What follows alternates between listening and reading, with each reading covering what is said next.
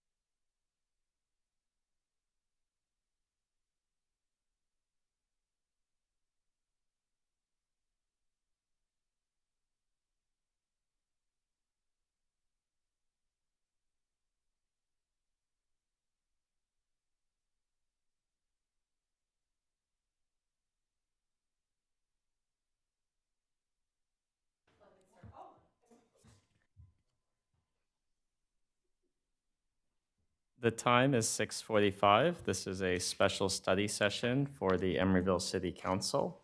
Madam Clerk, the roll. Councilmember Pryforce, Here. Councilmember Solomon, Here. Councilmember Welch, Here. Vice Mayor Carr, Present. and Mayor Mora. Here. Thank you.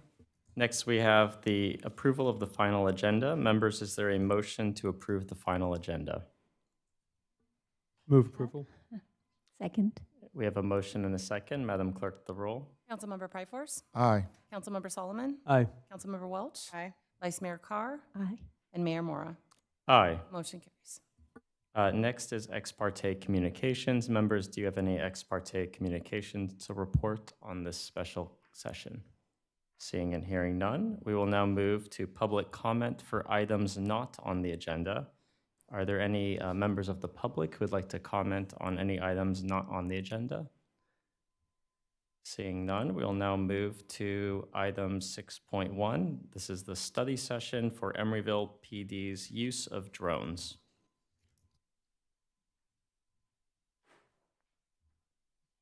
Welcome, Captain Dower. Good evening, everyone. Nice to be in front of you all again. So I want to respect everybody's time, so I'm going to try and move through the presentation here. But if you have any questions, I will make sure to answer them to the best of my ability. So the police department is here looking for direction on a drone program, which is also referred to as a unmanned aerial system. You'll see we have a policy actually that says UAS, but UAS are colloquially referred to as drones. So you'll hear me call them drones because I just don't want to have to say UAS the entire presentation. So whenever you hear me say drone, that means UAS.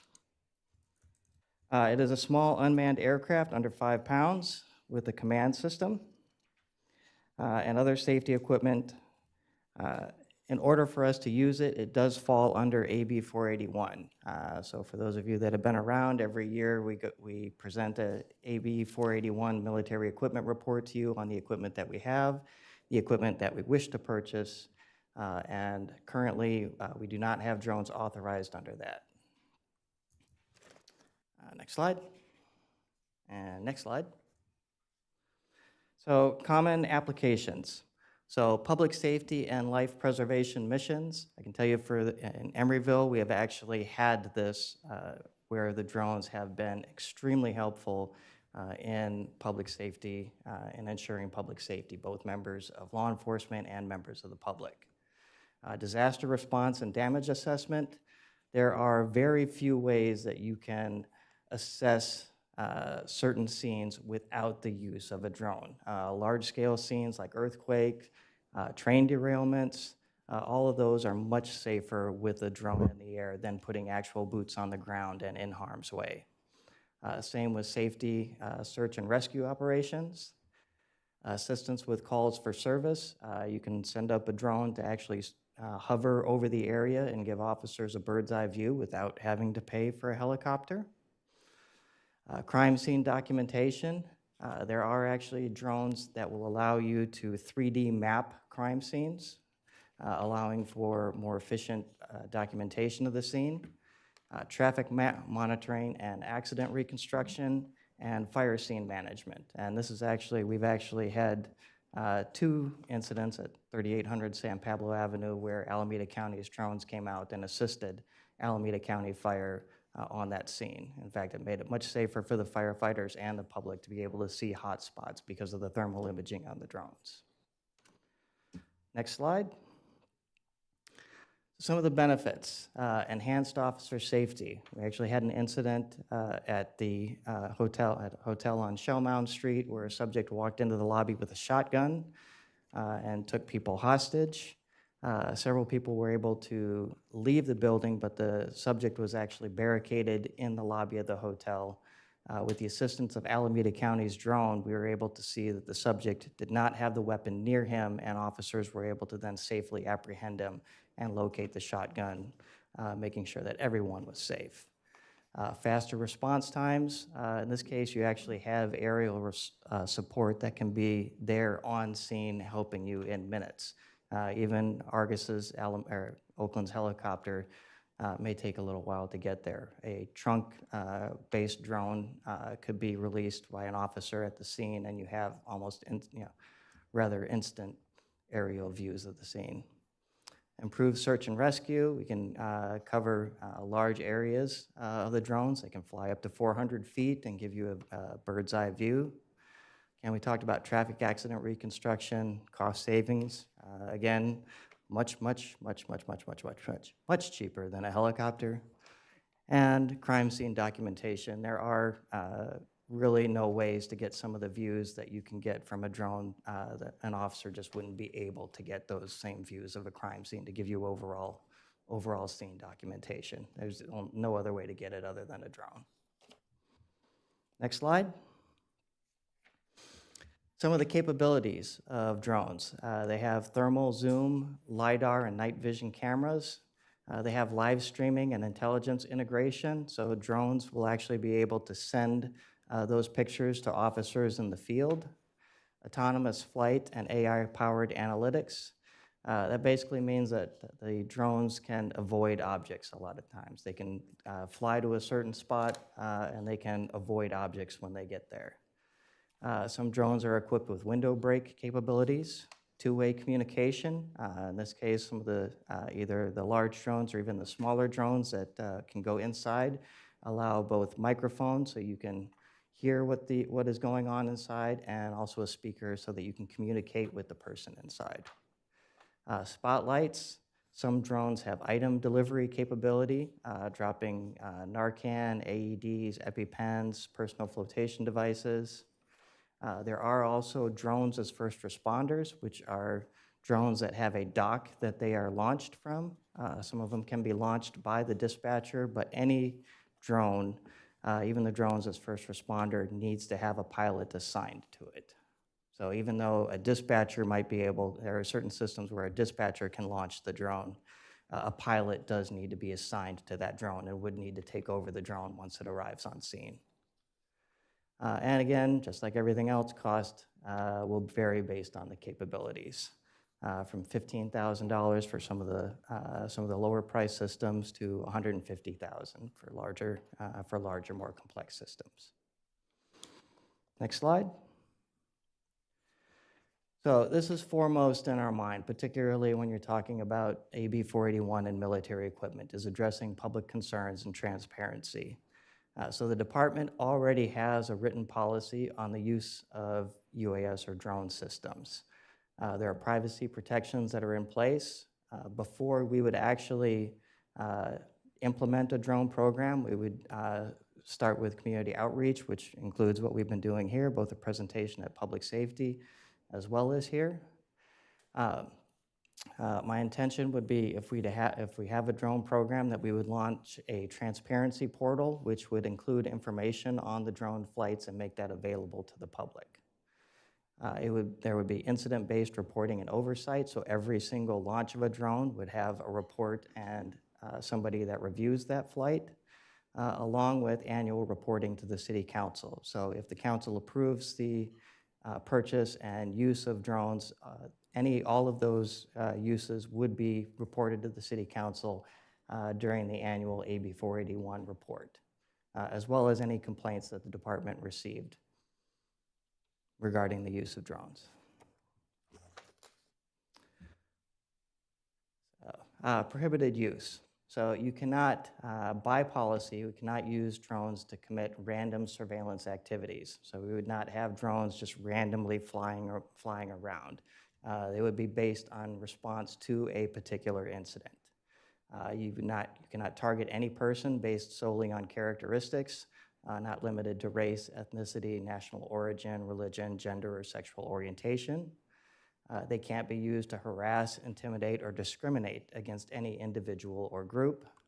They can't be used to conduct personal business, and we cannot weaponize the use of a drone in any way.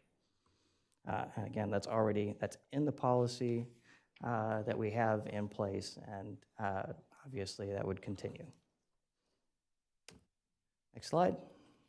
A question did come up previously about our neighboring agencies with drones. So the list you see right here are just the Alameda County agencies that have drones in place. I believe UC Berkeley has been approved for drones. I don't know if they're actually flying them yet, but they have been approved. From. Everybody else has drone programs. Alameda County Sheriff's has had a drone program. They're one of the longest drone programs in the state.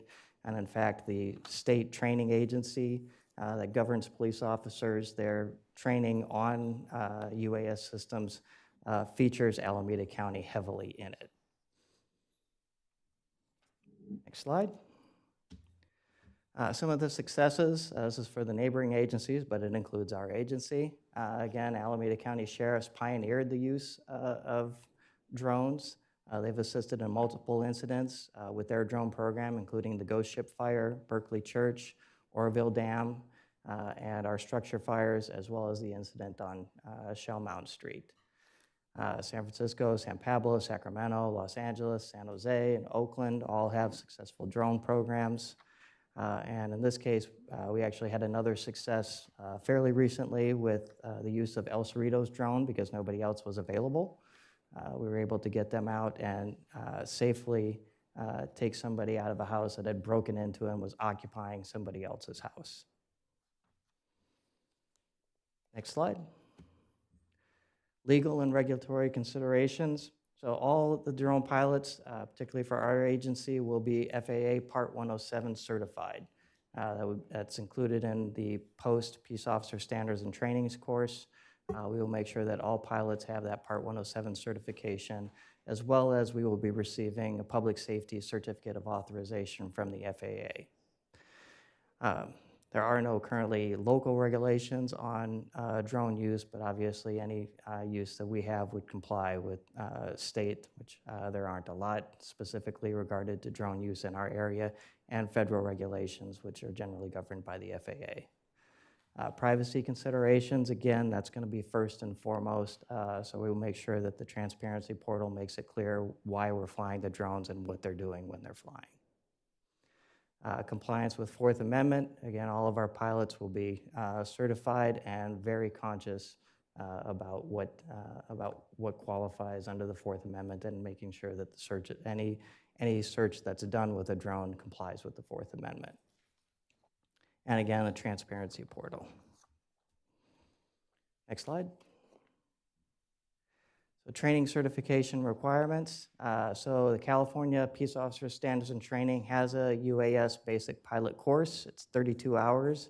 It includes the FAA Part 107 training and test preparation, safety management strategies and procedures in case something goes wrong with the drone, as well as how to safely make sure that you launch and retrieve the drone, record keeping, all phases of drone flights, and during that 32-hour training course, they will have to demonstrate their piloting skills, including under stress. Next slide. The next steps. So this presentation is coming to you right about the same time. Actually, next month is usually when the AB 481 military equipment renewal comes up. Part of that renewal would include the future purchase of equipment for the next year. So if the council recommends it, we would include the purchase and use of drones in that update to the AB 481 ordinance. And then the subsequent years, you would receive the annual report on the use of the drones every year.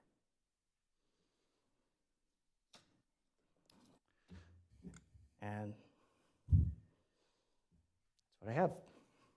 Thank you, Captain Dower. Members, do we have any questions? Member Welch. Thank you, Captain, for that presentation. My just one question is, you discussed briefly that there are different models of drones that have different capabilities. Yes. And has there been any discussion on, or has there been any maybe a shortlisting of the type of drone that the Emeryville PD is interested in purchasing based off of your experience with utilizing both Alameda County and El Cerritos drones? Absolutely.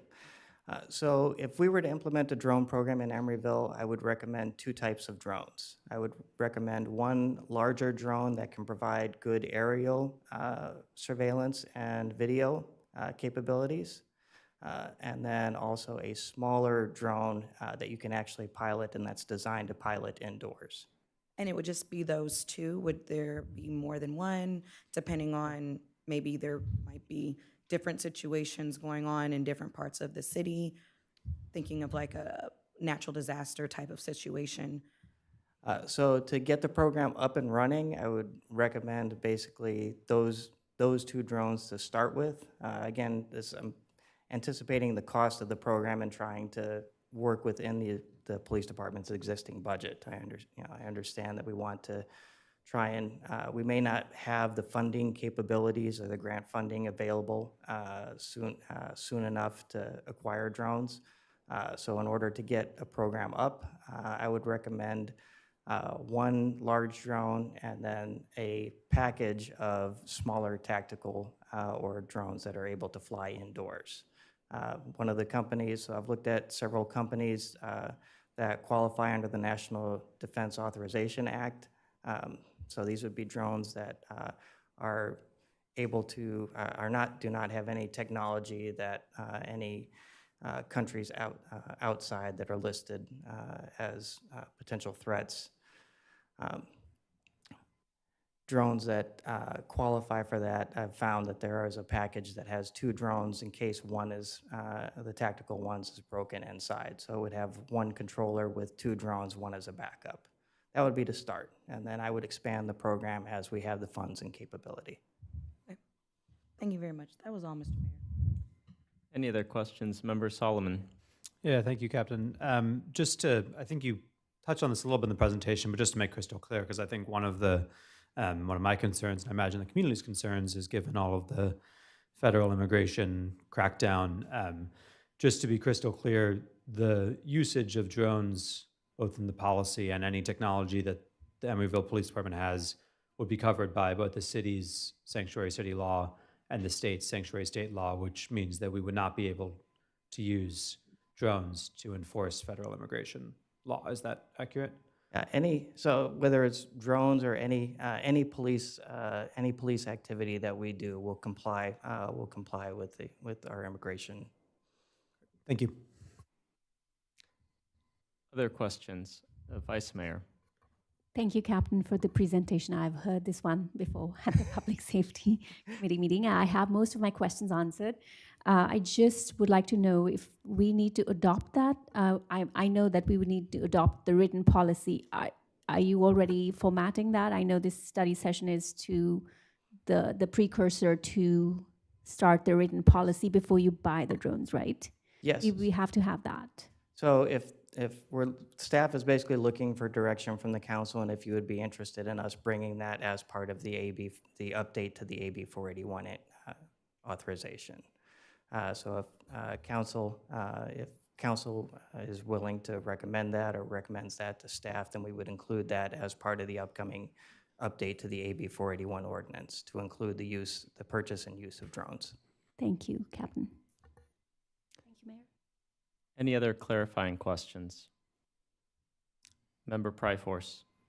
So Alameda County has their drones that we have been borrowing Yes. from time to time. Will our drone be better than theirs? Oh, well, they have a well-established program. I don't know how new their drones are, but ours would be the newer drones, I would suspect, particularly if we'd be purchasing them now. So, Cool. All right, thank you. and they would be here. Any other questions before we open it up to public comment? Seeing none, we'll now open the discussion to public comment. If there are any other members of the public who would like to speak to this item, you can come to the podium and you'll have 2 minutes. Seeing none, I will now bring it back to the council for discussion and providing direction to staff on how to proceed with amending the military equipment ordinance pursuant to AB 481, permitting the use of drones. Member Welch. Thank you again, Captain, for that presentation. I think you have thoroughly presented and argued very well the necessity of this part of our law enforcement technology practices. I did not know that drones could be a first responder for all types of different situations that might take place, especially the delivery capabilities if someone is having a medical emergency and law enforcement is not able to get in, first responders aren't able to get in, they can get life-saving medication to an individual that might be trapped somewhere. So that is something that is, can obviously save lives. And I know there, as Member Solomon had mentioned, obviously everyone is very concerned about the federal government's use of surveillance technology, but of course we have our California Values Act. This falls under that. So I feel like this is something that is a necessity. We've had to use it before, and we shouldn't have to keep calling Alameda County or El Cerrito or someone else. This should be something that should be accessible to our own law enforcement. So I feel like this is a necessary investment in our public safety. Thank you, Member Welch. Any other comments? Member Pryforce? Thank you, Captain, for the presentation. The ghost ship fire was mentioned in the presentation, and during my tech CEO days, we had a sort of a documentary music video that was being filmed by this amazing Haitian filmmaker. And towards the end, during the editing process, he died in that ghost ship fire. And so then we added a tribute to him in that video. The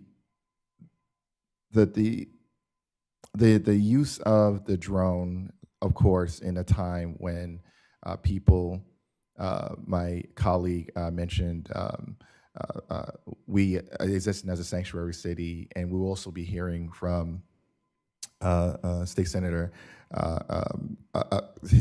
from him and his office about the things that they've done when it comes to protecting those who are vulnerable, especially in this current federal political climate.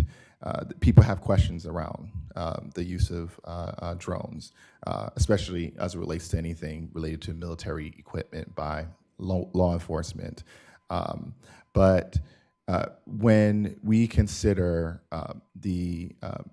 which will also, I believe, will be mentioned by our city manager in their presentation about some of the steps that we're taking to prevent or address, really there's not much we can do to prevent, but to address disasters, environmentally related natural disasters, climate change related disasters, that we want to make sure that we have the tools available to us, that if there is a flooding that happens within our Watergate community, that unlike a lot of other cities, we have a very active marina life, a marina community. And so, and I don't know how many sailboats we have, how many boats we have as a city, but I mean that's all it takes is a couple of minutes, and a person can lose their life. We also are a transit hub city. And I believe that this helps fill in some of the gaps that have existed for a long time in terms of public safety, in terms of hazard prevention, that I believe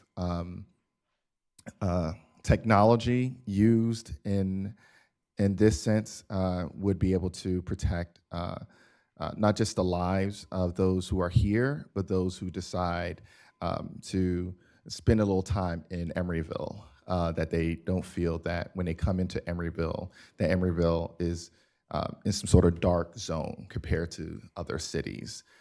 And so, I appreciate this presentation, and I'm also available to answer and respond to any questions that members of the public have about this technology and the use of this technology. And so I just want to thank you all and I think my colleagues for considering this use of drone technology. Thanks. Thank you, Member Pryforce. Any other comments from the council? Vice Mayor? Thank you, Mayor.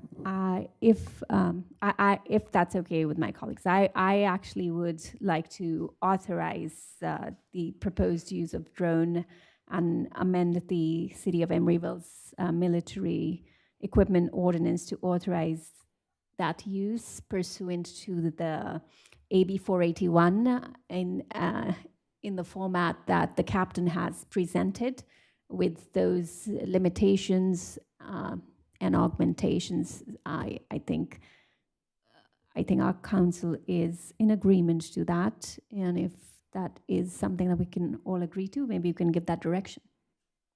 Yeah, would you like to make that a motion? Do we need a motion, City Attorney, on this Yes, it'd study be session? my recommendation that you provide direction to city staff to amend the ordinance to allow the use of drones and bring that back to council at a subsequent meeting for approval. In that case, I'll go ahead and make that motion to amend the City of Emeryville's military equipment ordinance and authorize the use of drones pursuant to AB 481. Is there a second? Madam Clerk, we have a motion and a second. Oh, actually, let's first take additional comment. Member Pryforce. Yes, thank you, Mayor. I have a procedural question. Have we articulated and shared what the revised military ordinance will be with the public yet? Not yet. So this would be direction to go amend that and come back to us. Okay, We'll got still it. be seeing that text at some point. Okay, great. Thank you. Okay. Madam Clerk, we have a motion and a second. Councilmember Pryforce, Aye. Councilmember Solomon, Aye. Councilmember Welch, Aye. Vice Mayor Carr, Aye. and Mayor Mora. Aye. Motion carries. Thank you, Captain Dower. I appreciate it. I just wanted to say in closing, I do think the technology is very promising, and I'm very excited that the department has taken this council's instruction to look towards technology and be innovative and try to find these force multipliers to help you carry out your duties to the people of Emeryville. So thank you. The time is 7:14. This meeting is adjourned.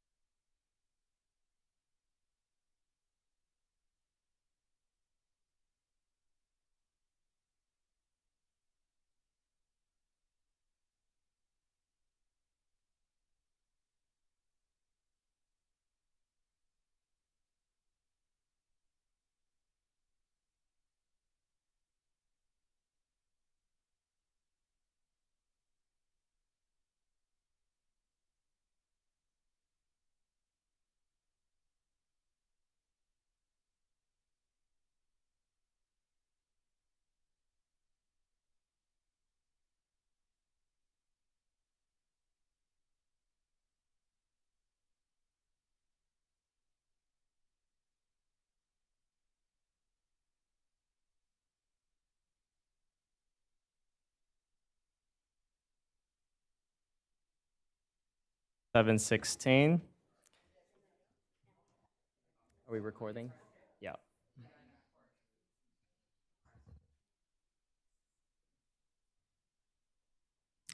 The time is 7:16. This is a regular meeting of the City of Emeryville as successor agency to the Emeryville Redevelopment Agency.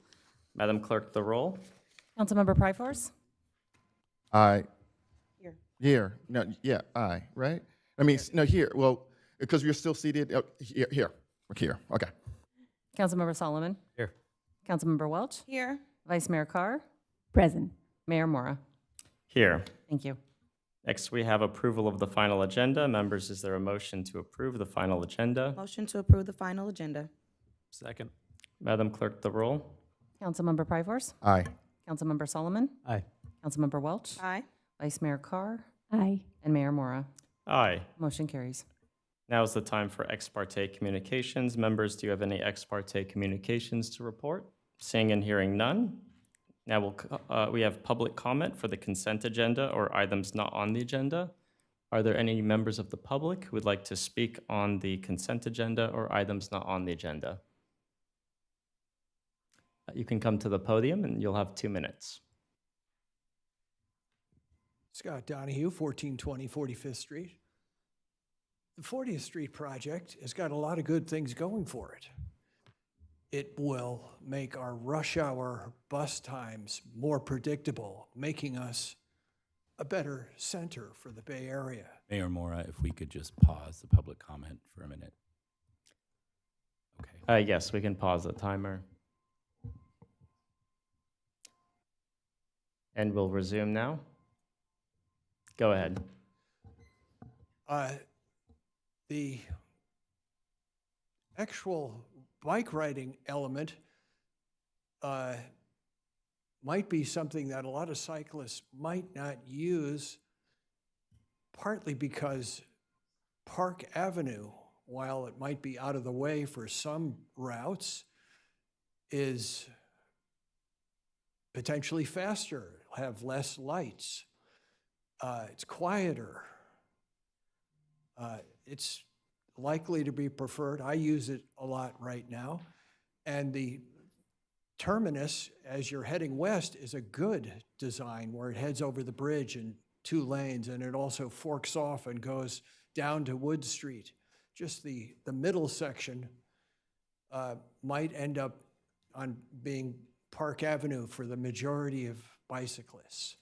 So I'm just saying that, you know, the majority of the plans for 40th Street look good. This one element maybe should be thought about further. Thank you very much. Thank you for your comment. Any other members of the public? Welcome. You'll have 2 minutes. I'm Fran Quattel, and I live at Watergate. There's a meeting tomorrow night at the police station, and I did send some questions over, but I understand Ryan's on vacation, so nobody's answered my questions, and I'm just wondering if there's a point person who might be available before the meeting tomorrow that I could send the questions to. Thank you for your comment, and I'm sure we'll have staff get back to you. Thank you. Do we have any other members of the public? We'll now move to item 6, the consent calendar. Members, is there a motion?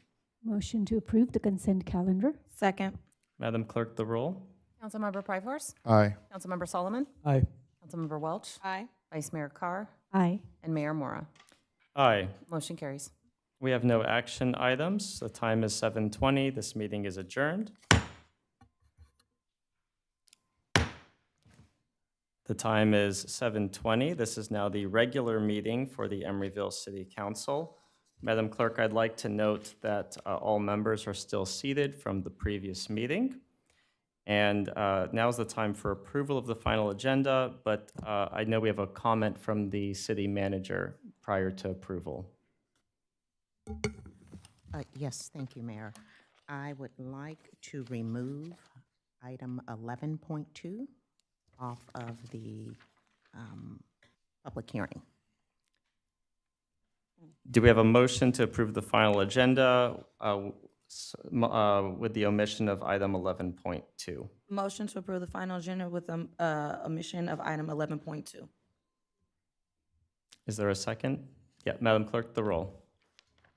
I'm sorry, Mayor, who was the second? Member Councilmember Solomon. Thank you. Councilmember Pryforce? Aye. Councilmember Solomon? Aye. Councilmember Welch? Aye. Vice Mayor Carr? Aye. And Mayor Mora. Aye. Motion carries. Next, we have special orders of the day, and we have a presentation from our state senator, Jesse Eriquin. Welcome. Well, good evening, Mayor Mora, members of the Emeryville City Council and city staff. It's actually a reunion. I had the pleasure of working with your city clerk, city manager, and finance director when I was mayor of the city of Berkeley. You have a great team serving the city of Emeryville. I do have a presentation. And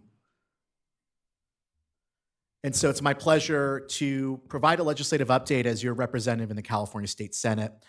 And we just finished our first year of a 2-year legislative session. And I would say this was probably one of the most difficult years that California's faced. One of the first challenges that we had to address were the catastrophic wildfires which ravaged communities in Southern California. And then just a few weeks later, Donald Trump took office, and the impact of the Trump administration, not just on the state's budget, but on the people of California has been significant.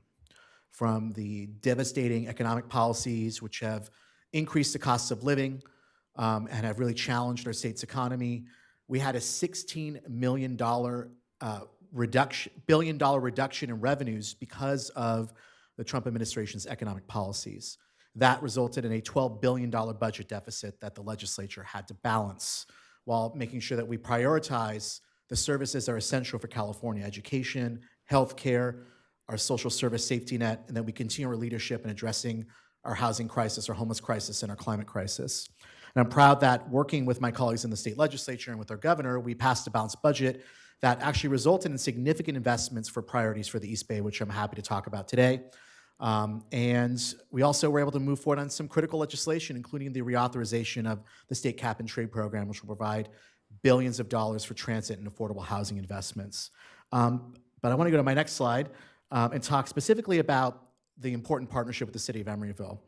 Emeryville is a key part of Senate District 7, and my Senate District starts in Rodeo at the Carquinez Bridge and goes down the San Francisco Bay to the city of Oakland. So Emeryville is really in the center of this incredible district, which I think is one of the best in the state of California.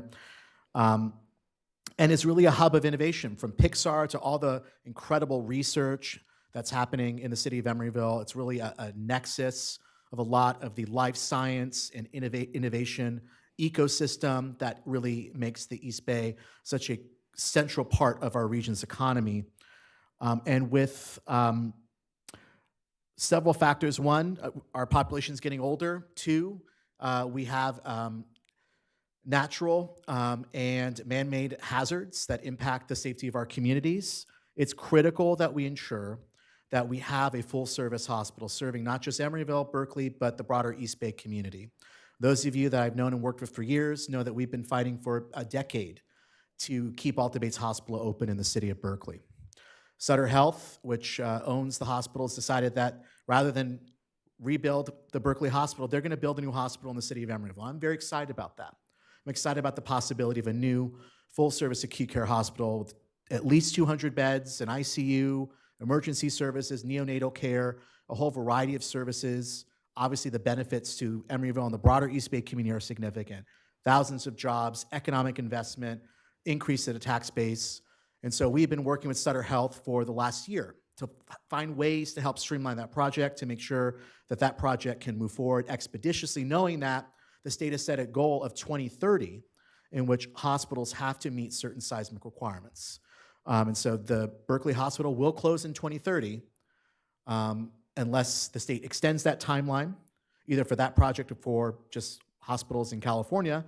And so we have to move expeditiously. So working with Sutter, we have a bill on the floor of the Senate that we plan on moving forward in January, Senate Bill 830, which will create a streamlined CEQA process to allow this project to move forward with community benefit requirements, skilled and trained requirements, and ensuring that there is a health impact assessment to look at the impacts of the closure of the Berkeley Hospital and how Sutter Health can mitigate those impacts as part of this transition.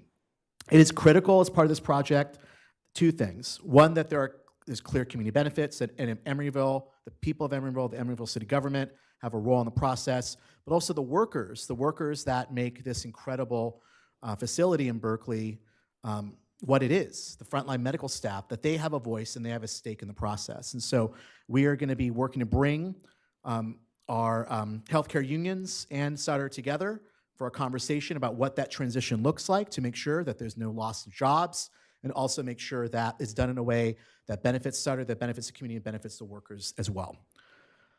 I also just want to acknowledge Emeryville's incredible leadership in addressing the region's housing affordability crisis. You were one of the first in California to receive a pro-housing designation. And those that don't know, this is a special designation the state grants to communities that have policies and have taken steps to help produce more housing. I just want to take this opportunity to recognize the leadership of former Mayor Bowders and this council who helped achieve this. And so we want to make sure that you have the resources to help make these infill housing projects happen. One of the things I'm actually very proud of that the legislature accomplished this year as part of the adoption of the June budget was the adoption of AB 130, which streamlines infill housing projects statewide from CEQA. This is a critical step to remove what has long been a barrier to the rapid and important production of affordable homes in California. And I think this is going to help jumpstart the construction of housing, not just in the East Bay, but throughout the state of California. We can go to the next slide, please. Immigration. Councilmember Pryforce had touched upon this in the previous item. Our state is under attack by this new administration. And we saw over the summer and continue to see throughout the United States military-style ICE raids that are terrorizing immigrant communities. The Supreme Court has now given the green light to allow ICE to racially profile people and to arrest them on the suspicion that because they're brown or they speak Spanish that they're undocumented and therefore they should be arrested by ICE and deported. We know of people who are legal citizens who were arrested and deported. The erosion of the rule of law in our democracy is a very serious concern, and we see it firsthand in terms of how our immigrant communities have been impacted.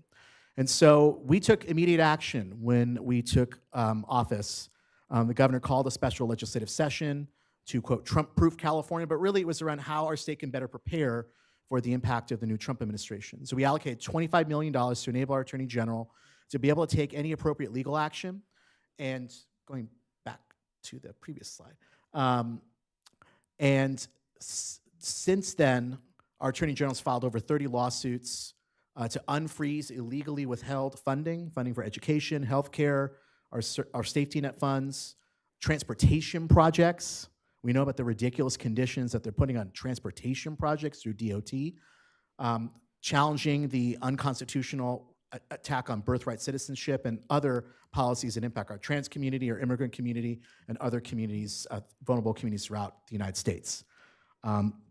We also provided $25 million in January to allow for legal providers throughout California to have the resources to help people who are facing deportation. Because if you have a lawyer, you're gonna be more likely to fight deportation.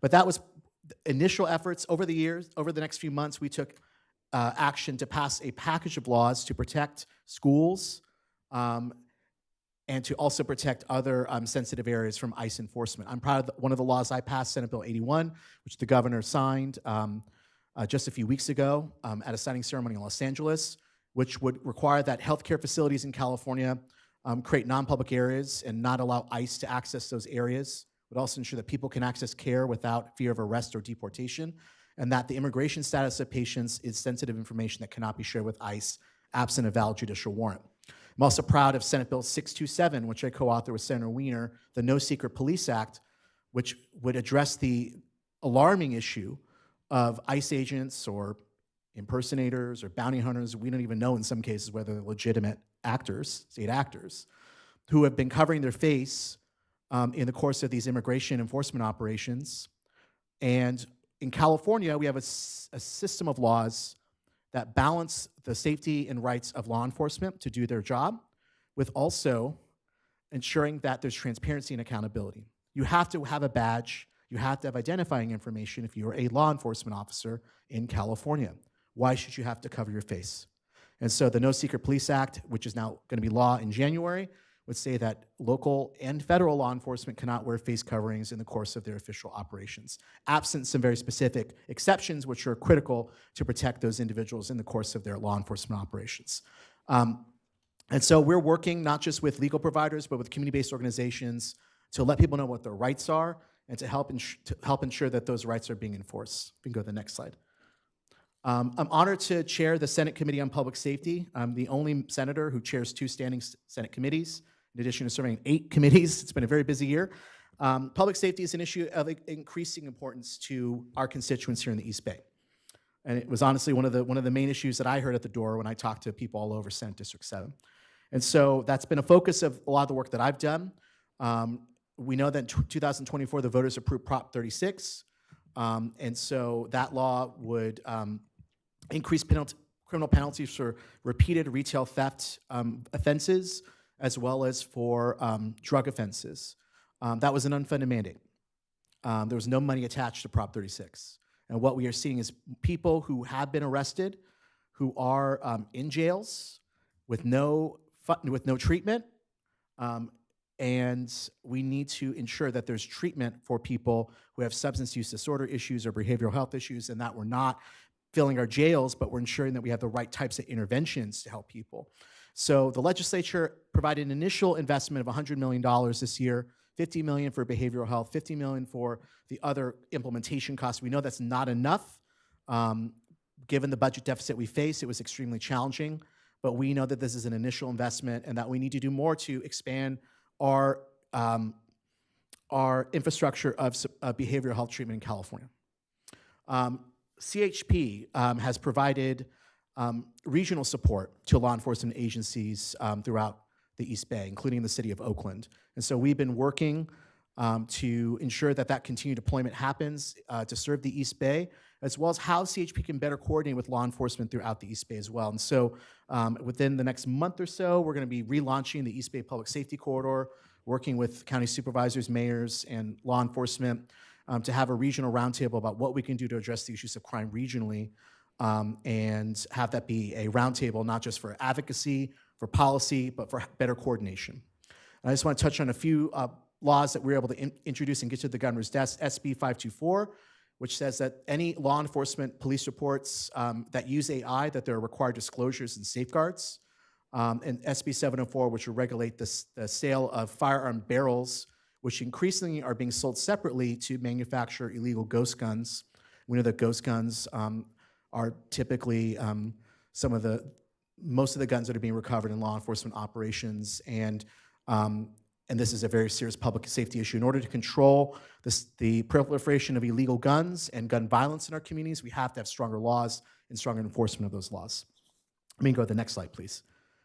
On Health and Human Services, these are just a few bills that we were able to introduce, updating the State Warrant Act to provide additional resources for workers impacted by mass layoffs, SB 792 to increase eligibility for state-funded child care programs, and we are very focused on how to mitigate the impact of H.R. 1, particularly on the SNAP program, CalFresh program, which is going to impact thousands and thousands and thousands of people in Alameda County who rely on these essential benefits. And so while we did provide some additional resources in the state budget, we know that there's more that we have to do in the coming months.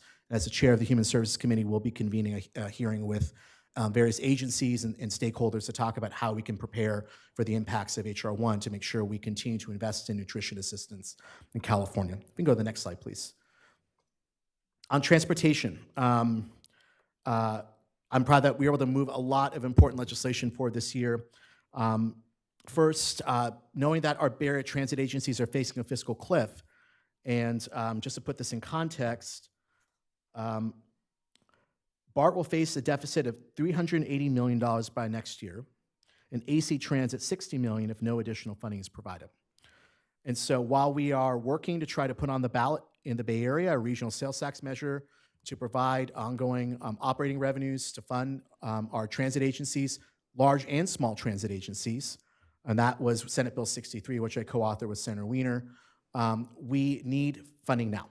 And so we were able to get a commitment from the governor, and we're working to finalize the details of this, for $750 million of a one-time loan to make sure that the buses and trains keep running in the Bay Area, because we know what the impact is going to be to our region's economy, and also to the region's efforts to try to mitigate the impacts of the climate emergency.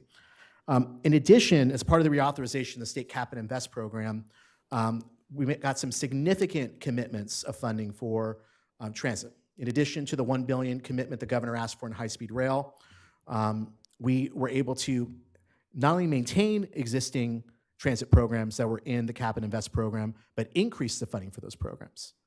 And that is absolutely critical. These are dollars to help fund transportation projects, money for transportation operations, and that's going to be a critical piece of how the state is going to mitigate the impacts of climate change. We can go to the next slide, please.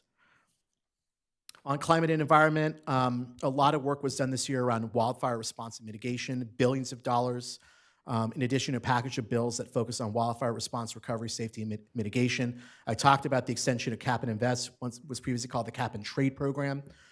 The legislature passed legislation, several bills that would extend this program through 2025 and provide $63 billion in annual reductions in utility bills, and around 60 to 90 billion in infrastructure investments for affordable housing, transportation, and water.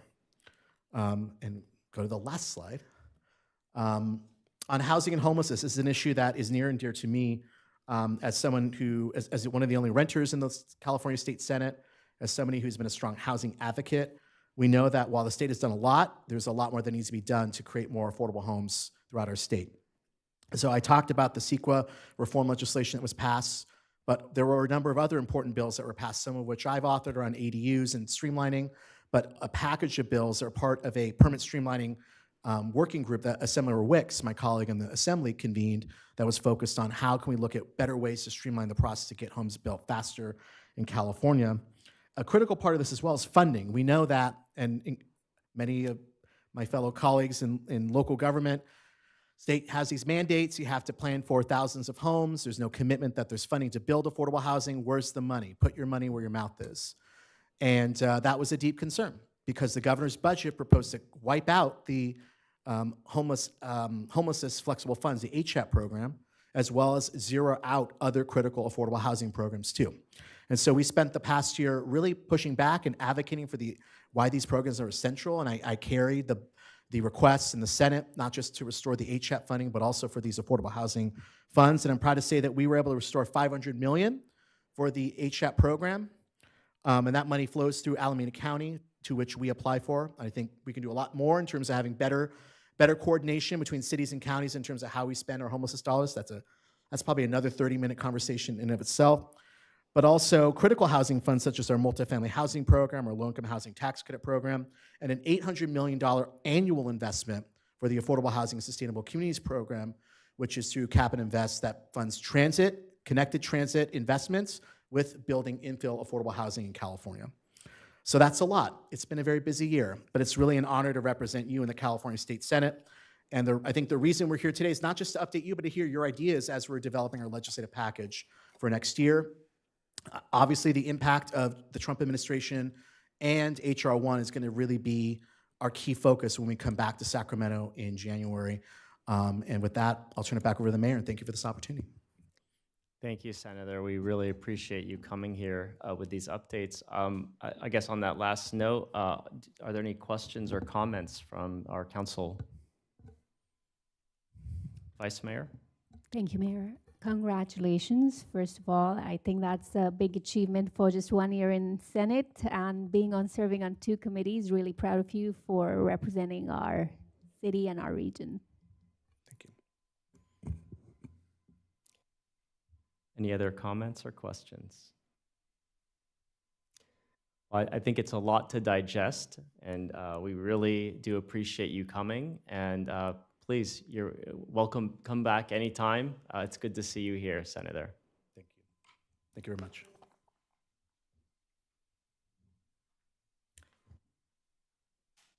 Next on the agenda, we have announcement of commission and committee vacancies. Thank you, Mayor. The only report I have tonight is that you'll be making appointments at the next council meeting. We'll be having a special council meeting before the regular one. Thank you. Now is the time for council member special announcements or reports on meeting attendance. Members, do you have anything to announce? Seeing none, next, Member Pryforce, go ahead. This year, I mourned the passing of my biological father, and the staff, the Emeryville city staff, really just made me feel loved and seen during that moment, during that period. And so I just want to say thank you for that and everything that you all did. Thank you. Next, we have the city manager's report. Thank you, Mayor. I do have a brief report on our strategic plan. It is our quarterly update. We're on our third quarter update. Thank you so much, City Clerk, for pulling up the presentation. So I'll go through this briefly. Good evening, Mayor, council members, and members of the public. I'm pleased to present our third quarter update of the city's fiscal year 2025-2026 strategic plan. The strategic plan continues to serve as our North Star, guiding staffing, guiding budget, and service delivery across every department. Tonight, I will highlight our progress, a few key accomplishments, and some other areas where additional focus is needed. Slide number 2 talks about the framing of the strategic plan. As a reminder, the strategic plan was adopted in March 2025, and it is built on one foundational principle, which is for us to have a financially healthy and sustainability, and one core value, and that is innovation and continuous improvement. These guideposts ensure that every initiative we advance strengthens our fiscal foundation while improving how we serve our residents and our businesses. Next slide, please. The plan centers around our 4 interconnected goals that are listed here. Each goal is not just a policy direction, but it is a commitment to outcomes that make daily life in Emeryville more sustainable, equitable, and efficient. Next slide. Council set clear priorities for this fiscal year, and here is where we stand on each of those. It is our bicycle and pedestrian projects, including 40th Street and Ashby Interchange. It's our new public-facing website, revenue, budget, and audit initiatives, which are halfway complete, and staff are preparing recommendations for the 2026 revenue measures. And the Sutter Health Development, which is, as was just noted by our senator, is a transformative project for the city, and it is progressing through its environmental impact review phase. Next slides. Our first goal was our livable, safe, and vibrant community.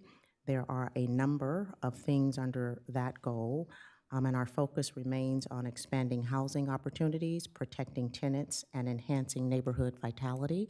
I have noted in some of these, our first home Emeryville, helping first-time home buyers. We've advanced that this quarter from 30% completion in quarter 2 to 50% completion. Our tenants protection program is now 30% complete, and our cultural district programs are nearing 75% complete.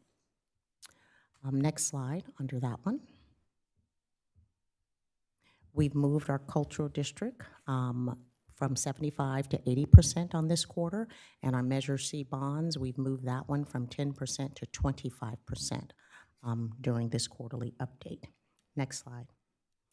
Under goal number 2, which is our environmental infrastructure and stewardship, this goal is about ensuring our city's infrastructure is resilient, is green, and ready for the future. And there we have our 40th Street design, which is 40%. We've moved our urban tree planting from 50 to 60% complete. We have our San Pablo Ave corridor project, our facility resilience upgrade, and the McLaughlin East Shore Park. Next slide. Looking ahead here, we have sea level rise adaptation planning, and again, our facility upgrades will be priorities ensuring long-term environmental and infrastructure under number 2. Next slide, please. Our goal number 3 was a dynamic and growing businesses, and under this goal, we're nurturing Emeryville economic engine by supporting local businesses and fostering innovation. The BIPOC Small Business Support Program has moved from 15% from quarter 2 to 50% complete in quarter 3, and it is our plan to launch this in our next fiscal year. Our citywide marketing program is set to launch by the end of the year. It's about 30% complete, and that's going to help us tell the Emeryville story. Well, maybe not launch at the end of the year, maybe next year, if Chad had his way. Well, that's going to be a story of growth, creativity, and inclusion, which is our citywide marketing program. Our economic development outreach certainly continues with staff meeting regularly with local business owners and developers, in addition to attending our ECCL monthly mixers. And of course, the Sutter Health Project continues advancing, and that is going to be a catalyst for both health and economic vitality in this region. Next slide, please. Our last goal was our resilient organization and employer of choice. This goal reflects our internal commitment to build a high-performing, innovative organization that attracts and retains top talent. On this one, our public website actually launched August 2025, so that is 100% complete this quarter. Our federal grant program has moved from 75 to 80% complete. We've also moved our permitting tracking software from 20% to 35% complete, and our agenda management software is moving right along as well, and that's gone from 10% in quarter 2 to 75% complete in quarter 3. Next slide. We've also moved our finance software upgrade from 10% to 100% complete. Our cost allocation fee study has moved from 10% last quarter to 25% complete. And then our revenue budget and audits are just about 50% complete. Next slide, please. And so here you can see how we have from quarter 2, where things were 0 to 25% complete, we have taken that number down to 14 because we've got some that have gone from 25 to 50% complete. We've increased that. We have increased a number of projects in our 51 to 99% range, and then we've added another project as 100% complete. And so that's, again, showing you the difference in where our projects were in quarter 2 to where we are in quarter 3. Next slide. Looking ahead here, we do have a number of future agenda items, and those are items that are added at the end of council meetings. These are very key policy and operational items. They are under review, and those are assigned out depending upon staff capacity. But you can see there that we have begun working. There's 11 of those so far, and we've begun doing quite a bit of work on each of those. The study session was held on the subcommittee composition. We had a discussion on 9/9 at the TSC for the C-Click Fix review. And then the one council meeting per month, we actually heard that item today at Budget and Governance Committee. And so we've had that agenda item.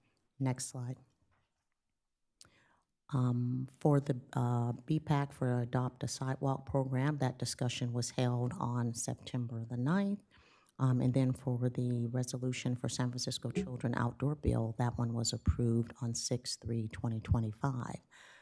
And so again, we are working those in with the other 36 priorities that we have. And so just to give you an idea that those items are moving as well. Next slide. So looking ahead, again, we're focused, in closing, this quarter reflects our continued commitment to transparency, accountability, and measurable outcomes. And we are continuing to align city operations with our strategic goals and our adopted budget. ensuring that each project delivers results for the people of Emeryville. Again, I would like to thank the City Council for your leadership and vision around this strategic plan. I'd like to thank our staff for their dedication and their work on this and innovation, and our community for their continued partnership. Together, we are building a stronger, more vibrant Emeryville. Thank you, Mayor. I'll turn it back over to you. Thank you. I'd also, I think, given the complexity and the scope of what you just presented, I'd like to open it up for members of the council to provide feedback on what you just presented. Members, are there any comments on what was shared? Member Pryforce? Is there going to be public comment on what was shared? This is not an action item or a hearing. This is just an opportunity to provide feedback to the city manager on the report that was provided. Okay.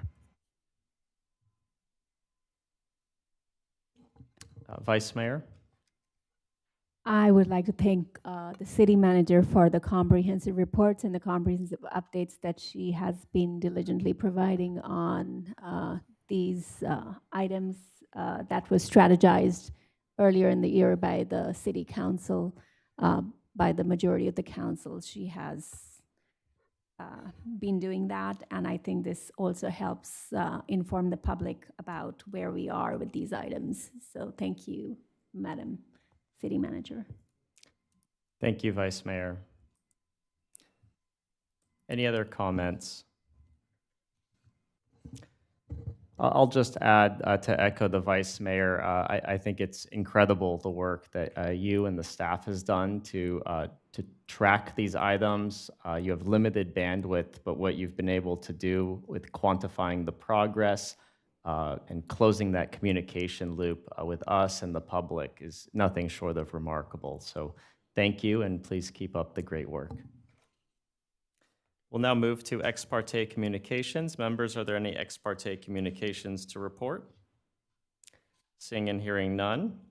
Now is the time for public comment on the consent agenda or items not on the agenda. Are there any members of the public? Please come to the podium. You'll have 2 minutes.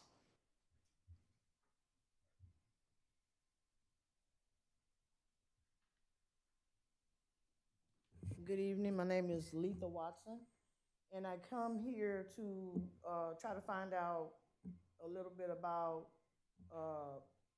where I'm at now. So basically, what's going on? Okay. So what's going on is I was awarded a voucher, but I'm having a really hard time finding decent housing. I don't want to move to East Oakland. I want to stay in Emeryville. And it's like, once I fill the application out, they ask for a credit check fee. And by me having a Section 8 voucher, meaning a housing voucher, my credit was already checked, my background was checked, and I tried to tell, most of the landlords there or the management company or the realty, oh, but we still need that money to check your credit. But I was like, I can decline that. And they were like, no, you can't. But legally, I can decline it. But anyway, I'm having a hard time finding decent housing for myself and my animals. Thank you for your comment. And I would encourage you to reach out to our staff, and we might be able to connect you with or direct you for resources. Yeah, I have. I actually called the vice mayor's office, and I think maybe her clerk gave me some information about it. But like I said, it's still hard. And you only have so many months to find a new place. Otherwise, you'll lose your voucher. It's only good for maybe 90 days. I understand. Thank you for coming here. Okay, thank you. Are there any other members of the public who would like to make public comment? Seeing none, we'll now move to the consent items. Members, do we have a motion on the consent calendar? Motion to approve the consent calendar. Second. Madam Clerk, the roll. Councilmember Pryforce? Aye. Councilmember Solomon? Aye. Councilmember Welch? Aye. Vice Mayor Carr? Aye. And Mayor Mora? Aye. Motion carries. Next, we have public hearings. We have one item, 11.1, with two sub-items, 11.1.1 and 11.1.2. Just as a point of clarification, does that require two separate public hearings, or we'll have one? Okay, one hearing. And we have a presentation. Yes, good evening, Mayor and members of the City Council. This is Chad Smalley, your Community Development Director. And I have a very brief presentation for this item this evening.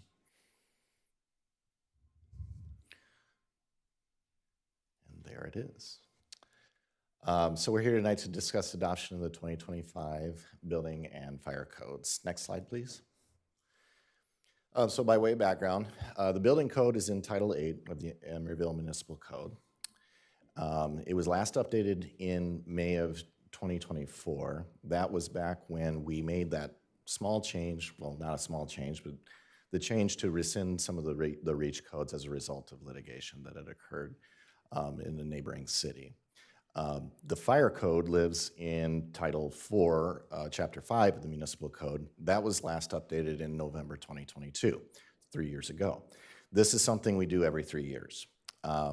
The building code is adopted every 3 years, and this is a brief presentation because there's not a whole lot of choice in this matter. We have until the end of the year to adopt this code with local amendments. If we don't, we adopt the code, we have to enforce the code anyway. So next slide, please. So, as I mentioned, we're required to enforce the California Building Code beginning January 1st next year. Now, in the past, and we've discussed this at some length in the context of the REACH codes, you could make local amendments to your building code as long as you made certain findings about topography and the unique needs of the city. This year, that's no longer the case. Assembly Bill 130 only allows these local amendments if they were adopted prior to September 30th of this year. That law was passed, was signed into law on July 1st, and so that window to do local amendments was extraordinarily small. In other words, unless you had already started the process of a substantive local amendment that didn't exist in your code prior to September, then you were pretty much out of luck. That said, we do have a number of local amendments that did pre-exist this law in the September deadline. Those are outlined, the main ones are outlined here. Construction site fire safety, a program that we designed in part in response to the intersection project burning down a couple of times while it was under construction. We also require automatic gas shutoff valves. That's not terribly unique. Many cities in the Bay Area do that. In the event of seismic events, it shuts off the gas to the building. We also require sprinklers in pretty much every building at 3,000 square feet or more. That threshold is local as well, and also is something that's not terribly uncommon in the Bay Area. All of these existed prior to the deadline. And there's also a number of administrative amendments, just to make clear, like this is the city's code. The city's adopting this code. There's things around provision of, how fees are calculated, for example. That is something that we have always had in our code, and we are proposing to continue to carry those amendments forward. Next slide, please. So our recommendation is to adopt these two ordinances. Our recommendation is to open a public hearing, take public comment, consider these ordinances, and then waive first reading and introduce the ordinance. I'm happy to answer any questions you may have. I'm also accompanied by Guyan, our interim chief building official, in the event you ask me a question that I can't answer, but I'm happy to take those questions now. Thank you, Chad. Members, are there any questions? Vice Mayor? Yes, thank you, Mayor. So Chad, this is just restricted the fire code Fire code and the building code. Both. Yes. Yes. So the plumbing code, the mechanical code, and all of those codes that go along with our building code.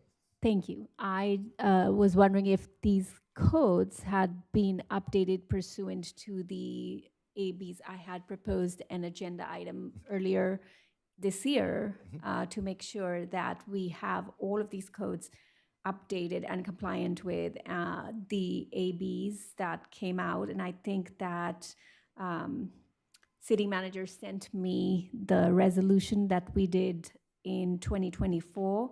I'm just trying to find that. We did a memorandum about a policy and a procedure. So those laws that you reference do not directly bear on these codes. These codes are what they are. They've been adopted by the Building Standards Commission.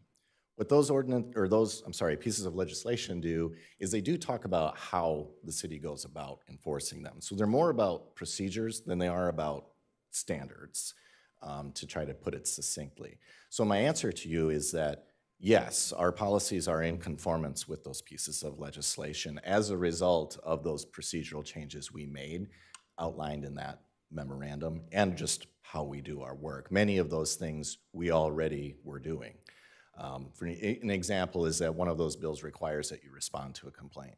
Yes. We do. That's just a part of that's how we do business. So to wrap it up, yes, these codes are they're supportive of those pieces of legislation, but they're not directly related, and our policies and procedures are in conformance with those pieces of legislation. All right, thank you, Chad. I would like to continue with some clarifications, Mayor. Yes, go ahead. So thank you for doing that, and that they are compliant. My concern was the updates and the red lines, they were not shared unless they were shared at some point, and I missed them. Please forgive me if I did, and I will not ask you those questions if they were shared, because I just see the draft ordinance building code, and I just see this, I mean, I see where you're saying to read is added to read as follows. Is that where you added all these resolutions and the ABs? I'm just trying to make sure that No. AB 838, AB 548, and SB 1465, which is a state building standard. So because these talk about standards, right? Right. So I just want to make sure that they are in here. I just wasn't clear when I sent out my email, or are you in the process of responding and I missed your response? Is that what has happened? I'm sorry. No, if I missed it's your fine. response. But to be clear, we adopt these codes, these standards, because we have to by reference. Okay. So what our code says, our ordinance says, city hereby adopts the building code, the mechanical code, the international property maintenance code, except for, or in addition to, these amendments, which those are what's outlined in the ordinance itself. Everything else is a giant book of Yes, very I've seen complex that, and and that's why I was wondering. That's the reason why I was wondering where exactly is the language. But you are saying that you just adopted it by reference. We adopt that entire code by reference, changed per this ordinance, and those pieces of legislation do not change that code. That is, the code is the code.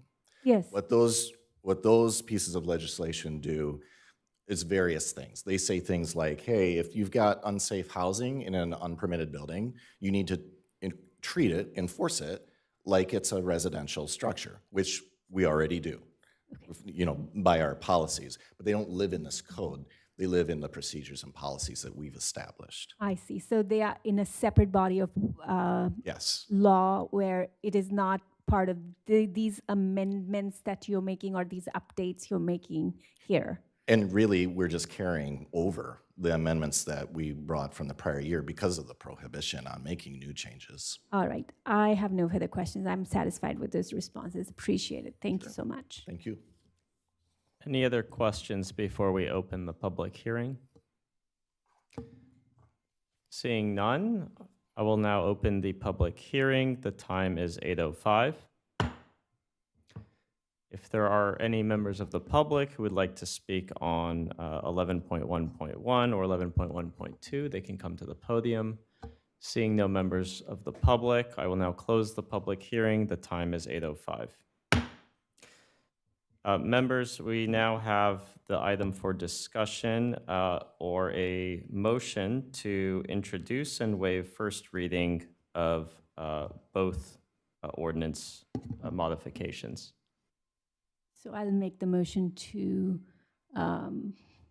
make an approved, or to waive the first reading of the ordinance and read by title only. I will second. Madam Clerk, the roll. Councilmember Pryforce, Aye. Councilmember Solomon, Aye. Councilmember Welch, Aye. Vice Mayor Carr, Aye. and Mayor Mora. Aye. Motion carries. Thank you, Mayor Mora. I can now read by title only, both ordinances. Yes.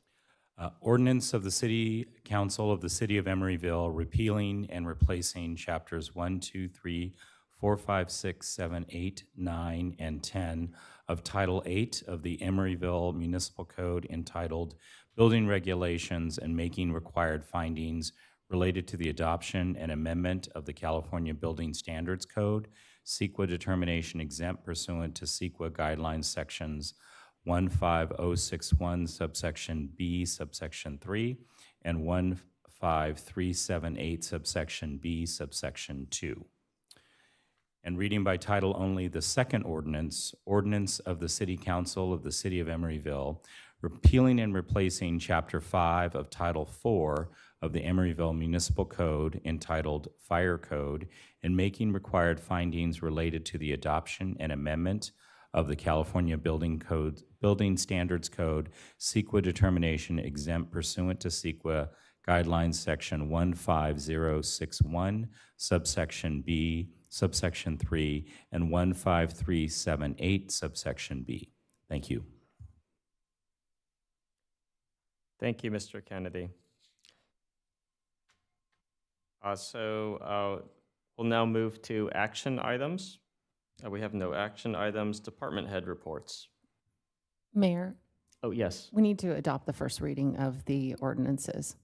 Yes, so wasn't the motion to adopt? No, I made the Make a motion to separate read one. by title only, but I can make the motion to Okay. adopt. Thank you. We have a motion to adopt. Second. Madam Clerk, the roll. Councilmember Pryforce, Aye.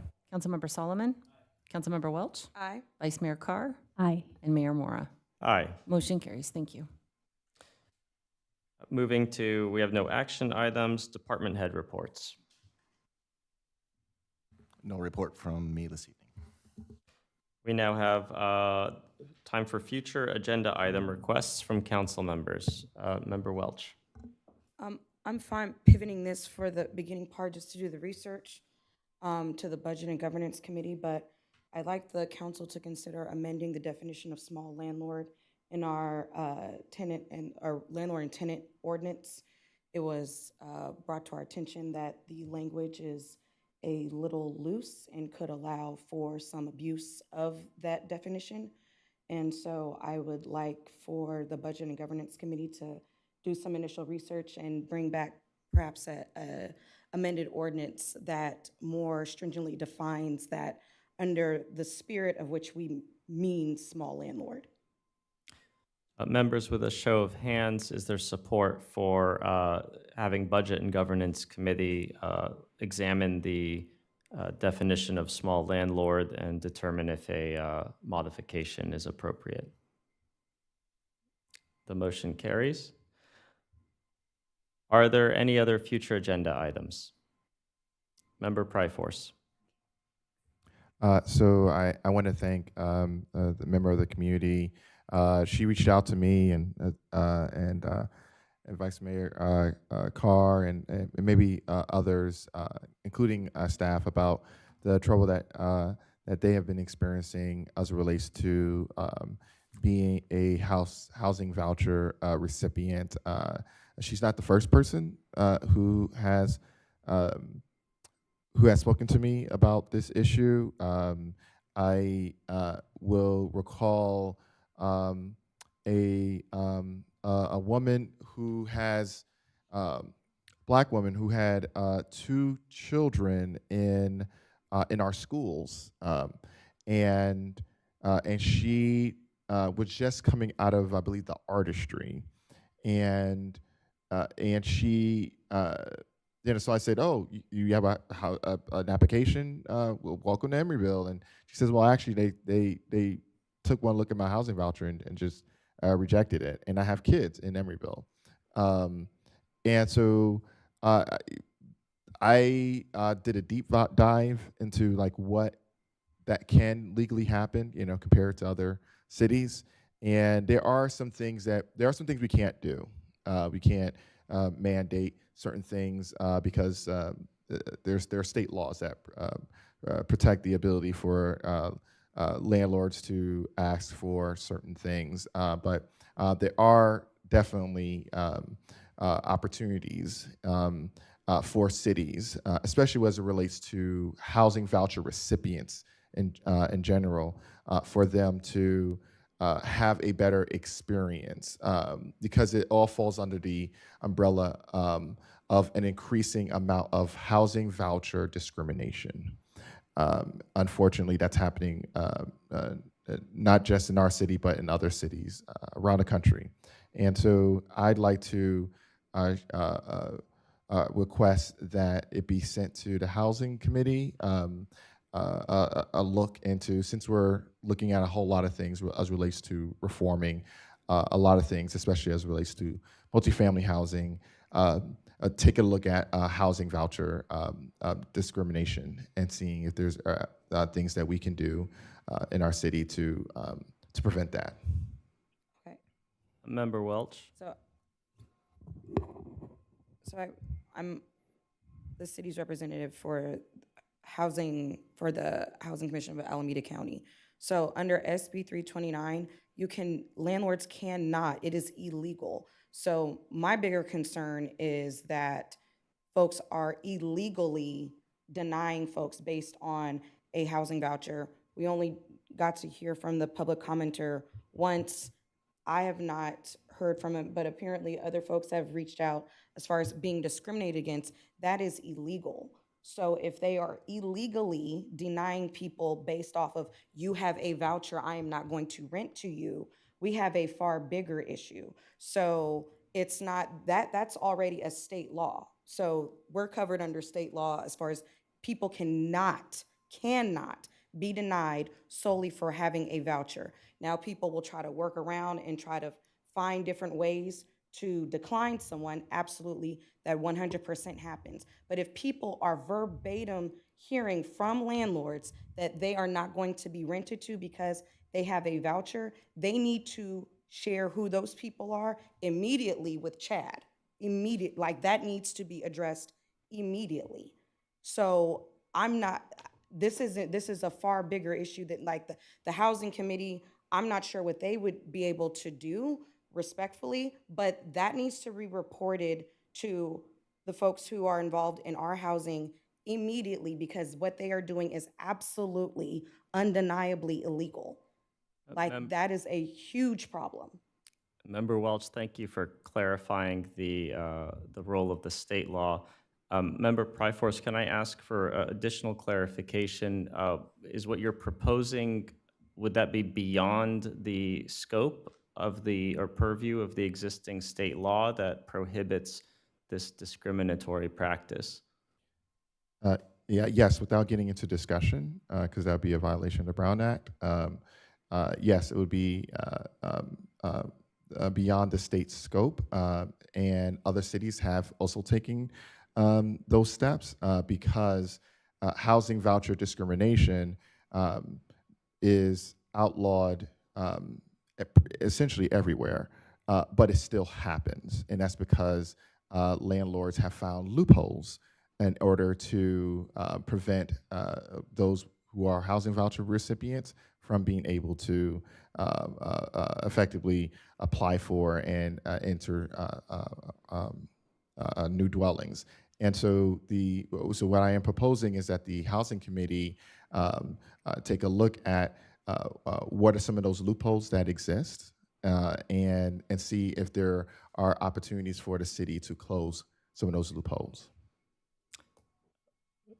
Could I ask if anybody on staff would be willing to share any clarification on the existing enforcement regime for this type of discrimination?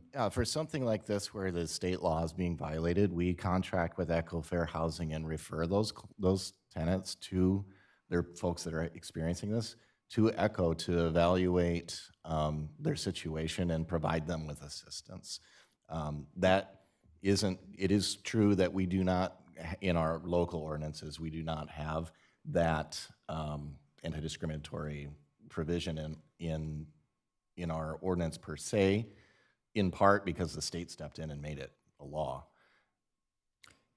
Member Pryforce, given what was just shared and the clarification of the procedure on handling a situation like this, do you still want to introduce a future agenda item to send this to the Housing Committee? Yes, and I can also present findings of how housing voucher discrimination persists beyond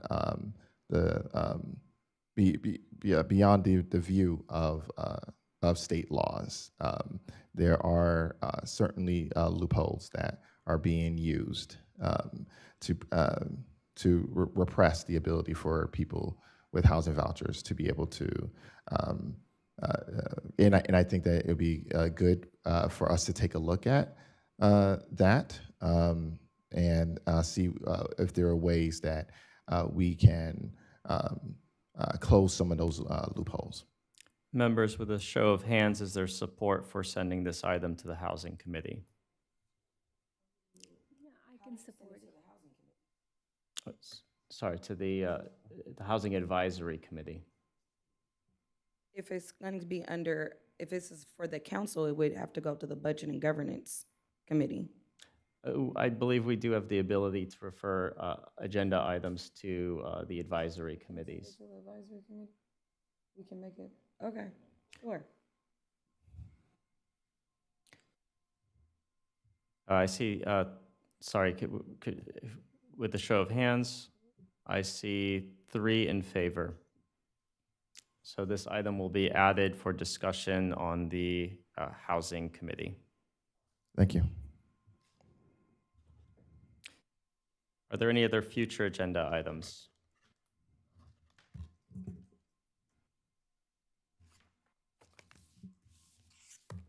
Seeing none, the time is, Member Pryforce. Oh, I always wait until, yeah. So I present to the council the question of the Pledge of Allegiance returning to council chambers, which I will demonstrate.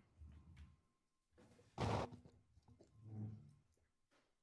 allegiance to the flag of the United States of America and to the republic for which it stands, one nation, indivisible, with liberty and justice for all. Thank you. Members, with a show of hands, is there support for adding the Pledge of Allegiance to a future agenda? Seeing just 1 in favor, the motion fails. The time is 8:19. This meeting is adjourned.